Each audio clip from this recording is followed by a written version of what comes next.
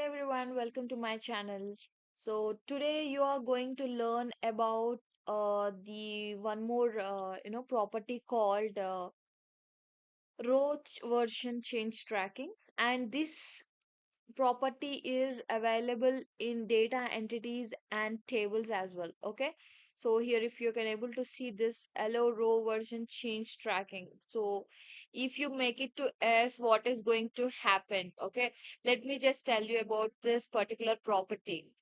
So finance and operation apps have a change tracking functionality option that is known as a row version change tracking. Okay, this option enables Microsoft Dataverse to be used for incremental synchronization of data. And change tracking is prerequisite for several features like data archival, synapse integration, mobile offline, and relevant search.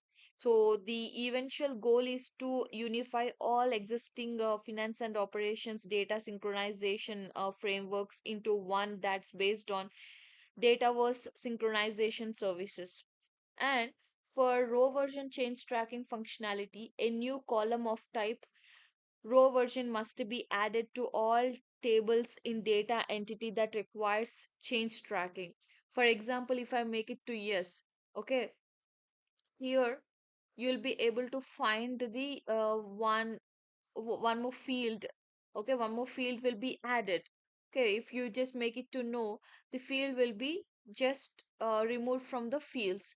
So as of now, this particular allow row version change tracking is available both in tables and data entities. Subscribe for more videos. Thank you so much.